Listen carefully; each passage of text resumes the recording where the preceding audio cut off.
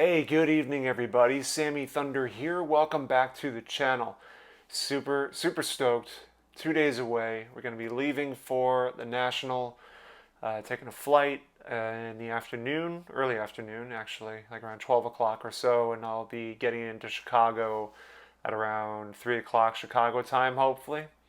I think the doors open at around 4-ish, 4 o'clock for general admissions, so there'll be great opportunity for me to kind of soak in the entire layout, the entire foundation of the convention hall that they're having it in.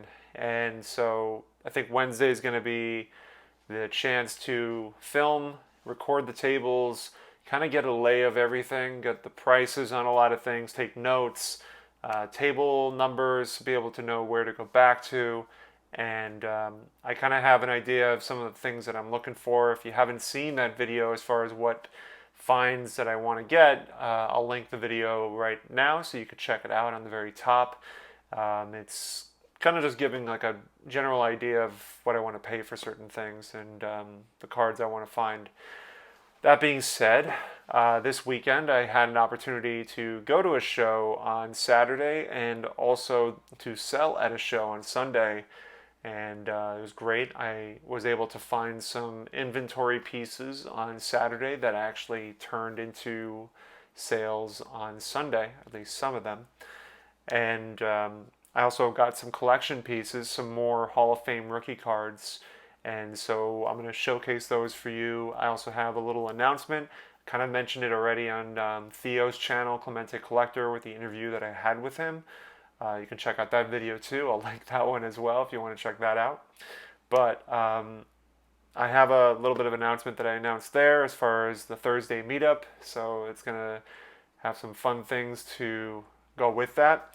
So, but what we'll do now is we'll jump into the footage. It's not much. I'll explain why during the narration of that video.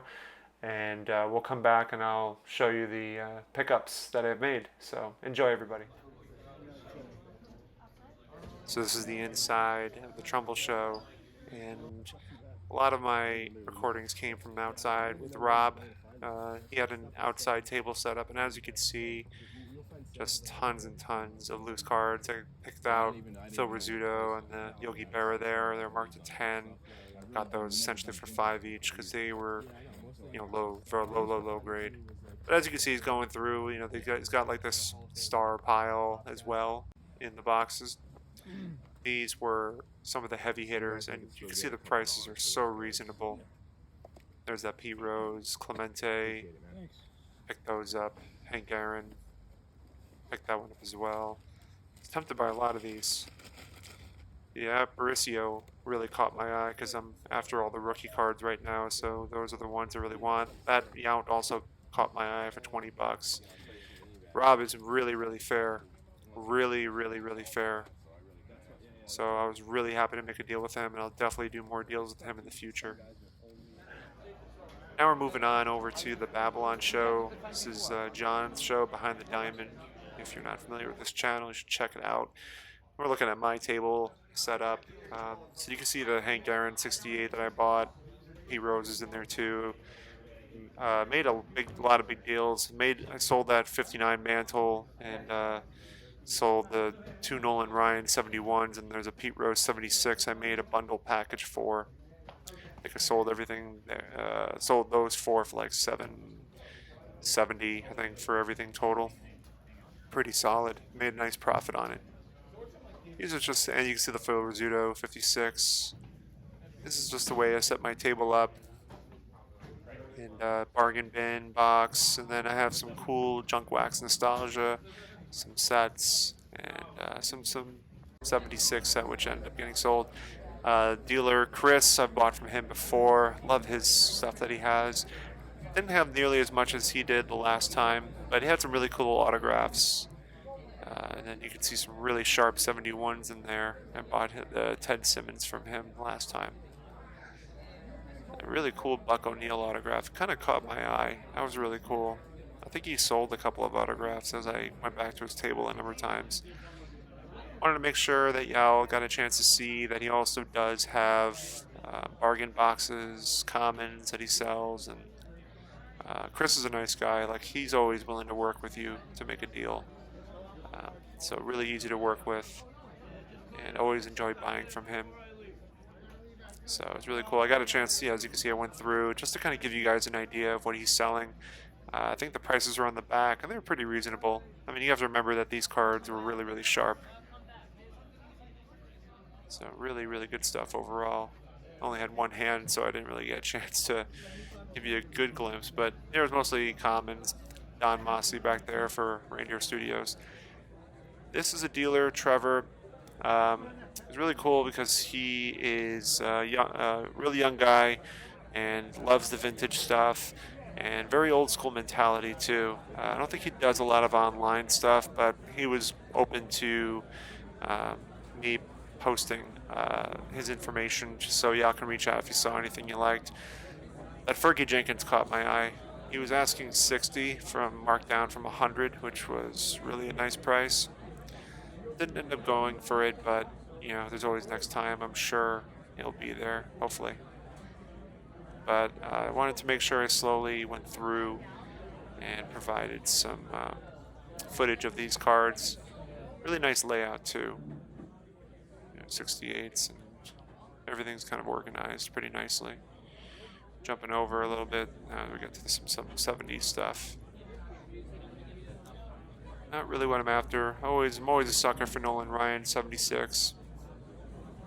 I think I sold the one that I had yesterday. So get some 75s. Something about the 75s. People really, really like the 75 cards. Just really unique and different looking out of all the 70s cards.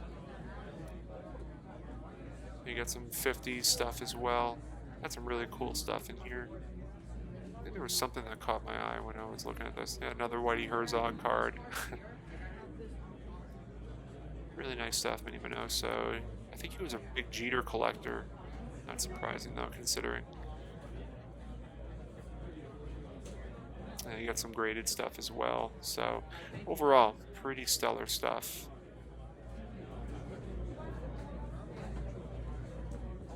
Hey, welcome back everybody. I hope you enjoyed the footage. Like I mentioned, there wasn't that much to record, as you know why. Some of the dealers didn't want to be recorded. I respect that. I always ask. So it's one of those things where just some dealers don't really do a lot of online shipping or sales, and so they just want to have their table speak for itself. But if you're ever in the New York area, definitely check out the shows because there's a lot of those dealers around. Anyway, you can see in front of you, I have a binder. They're not basketball cards as much as maybe some of y'all want them to be. The binder is filled with the Topps 1971, what are they called, the super cards.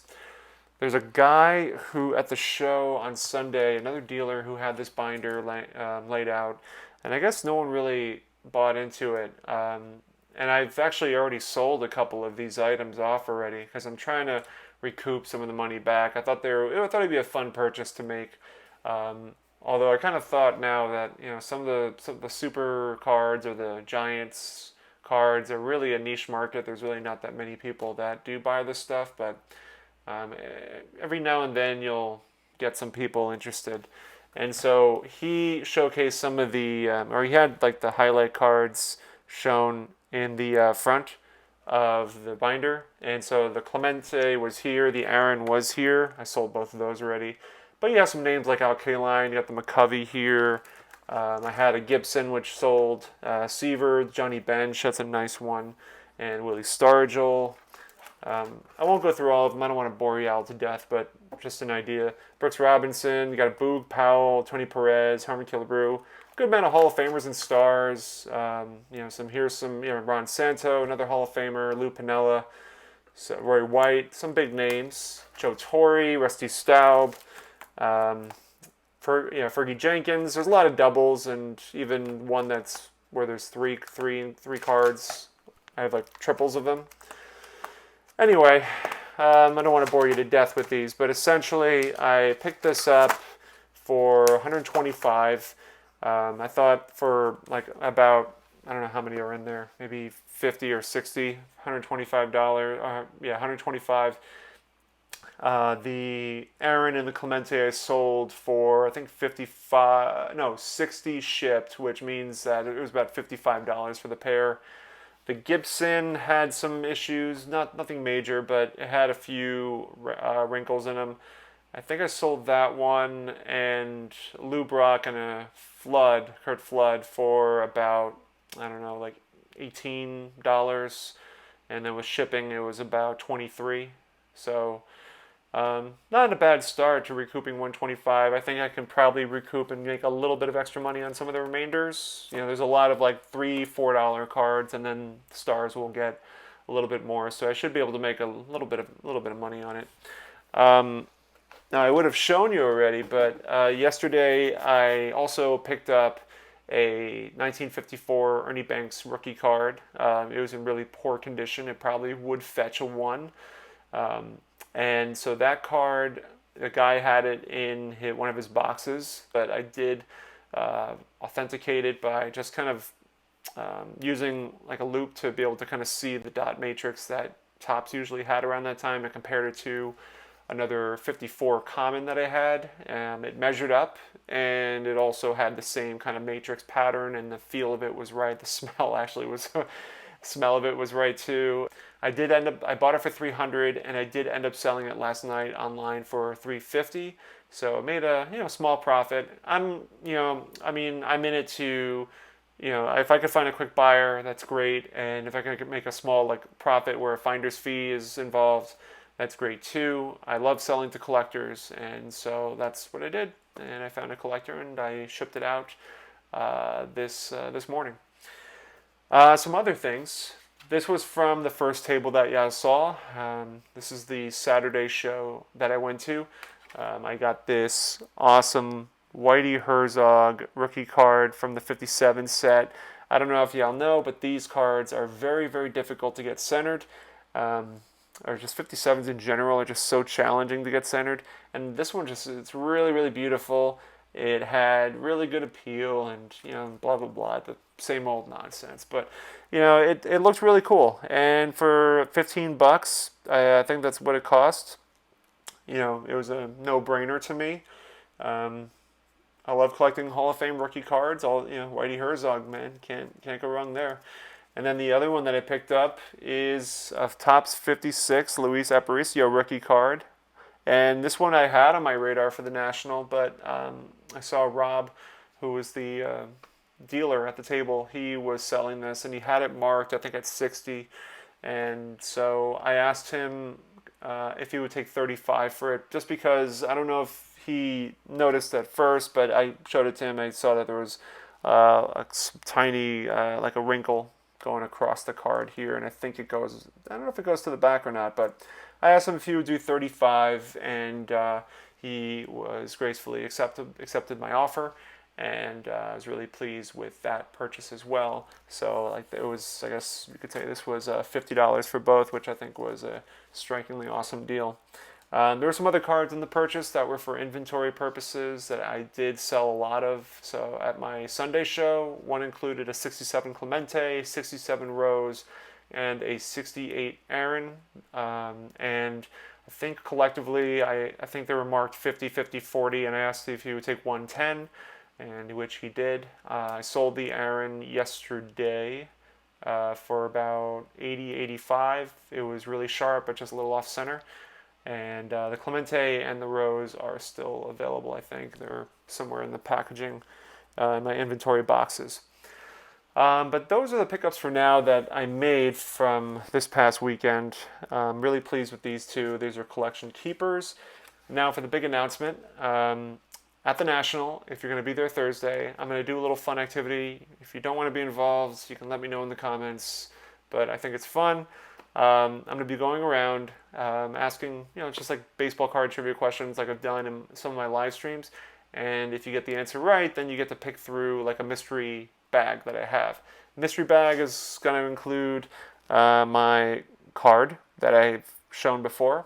And inside as well is going to be a vintage card. Now it could be a really like an incredible vintage card. I'm gonna make sure that the cards I put in there are, you know, like stars and Hall of Famers and whatnot. But see, these are some of like the premier cards I'm gonna put in there. I think it'll be a lot of fun for anybody that wants to kind of play this game. So like I have so I'm gonna do a Frank Howard, Frank Robinson. Here we have I think these are a 57. I think it's 57. Willie Mays, Duke Snyder. Here's a Willie Mays, Rigney, Master Mentor, Lou Brock, and a Johnny Bench. These are some like the stars that are going to be in there. And then there's going to be some other stars and Hall of Famers that are not nearly as valuable, but you know, I mean, a card is a card. You can't, you know, just for having some fun, answering some trivia questions. I want to be able to meet as many people and you know, test your knowledge on some baseball cards. They'll be a lot of fun. So yeah, that's about it for now. Wednesdays when I get in, I'll be leaving Saturday morning, so it gives me 3 great days to explore the National and hang out with some folks, and I think it'll be great. So I look forward to seeing everybody. I look forward to reading y'all's comments, and we'll go from there. All right, everybody, have a great rest of your night, and take care.